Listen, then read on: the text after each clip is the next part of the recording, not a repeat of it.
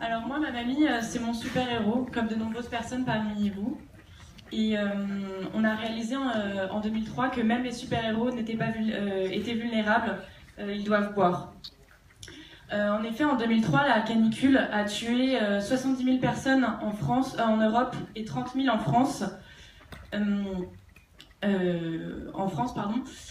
Ce qui est donc très conséquent, et notamment à cause de la déshydratation, qui touche particulièrement les personnes âgées, puisqu'elles perdent le sentiment de soif.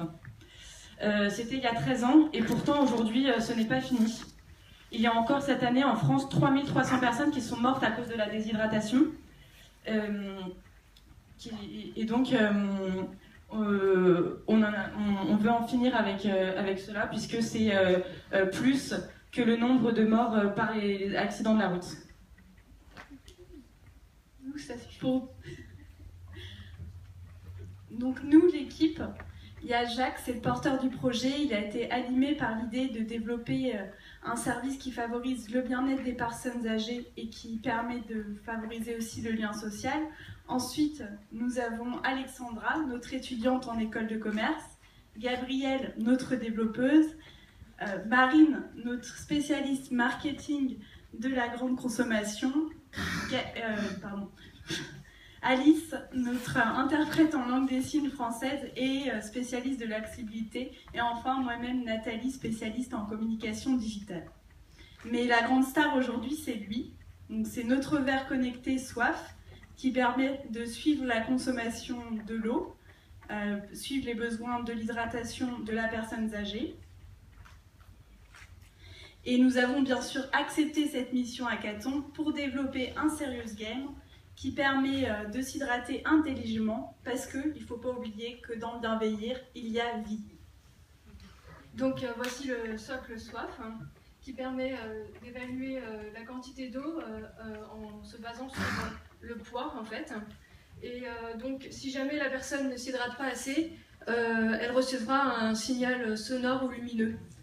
Voilà. Et les données récoltées sont transmises à la plateforme. Donc la plateforme, c'est un service qui permet à la personne d'avoir un suivi au quotidien de son hydratation, et tout en gardant un lien social avec les aidants ou sa famille, et donc permettre d'éviter l'isolement. Voilà. Donc maintenant vous connaissez notre superstar, le verre connecté, mais la réelle valeur ajoutée de notre service, c'est c'est un service complémentaire qui permet de créer du lien social. Donc d'où l'idée pendant ce hackathon de créer un serious game, donc, qui permet de rencontrer des aspects d'information et d'apprentissage à des aspects ludiques issus des nouvelles technologies. Mais pour mieux comprendre le lien entre notre service et le serious game, rien de mieux qu'un petit cas d'usage. Donc imaginez Marcel, 70 ans, qui a du mal à son âge à s'hydrater et qui est sollicité par ses petits-enfants, va pouvoir, grâce à Soif, joindre l'utile et l'agréable en partageant les nouvelles technologies avec ses petits-enfants. Donc voilà comment nous avons modélisé notre serious game. Donc c'est un chemin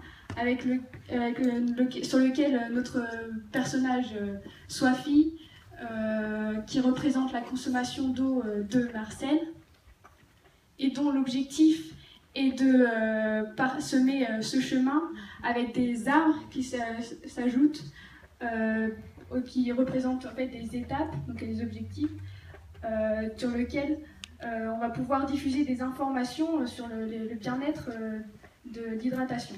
Le bienfait de l'hydratation, excusez-moi.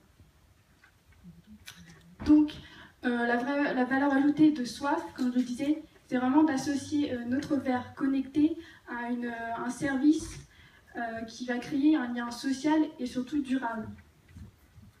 Et maintenant, quelques chiffres. Donc, à savoir, en 2050, une personne sur 3 sera senior en France. C'est donc un marché prometteur.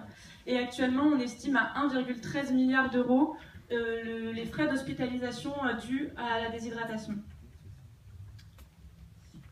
Donc maintenant, concernant notre marché, On compte en France aujourd'hui 11 millions de seniors, 5 millions d'accompagnants, donc les proches, amis, familles, etc. et 1,2 million de personnes appartenant au service d'accompagnement personnalisé professionnel, ce qui nous amène à un marché par abonnement service d'environ 2 milliards d'euros par an. Pour l'instant, on est focalisé sur les personnes âgées en France, mais à terme, on aimerait élargir notre cible aux jeunes enfants qui n'ont pas forcément le réflexe par eux-mêmes de boire, et aux sportifs dont l'hydratation doit être particulièrement suivie. Et puis comme le verre d'eau n'a pas de frontières, on aimerait également développer l'offre à l'étranger. Donc maintenant, on a besoin de multiplier nos partenariats pour participer à cette aventure, et on espère que vous avez envie d'y participer avec nous. Merci pour votre attention.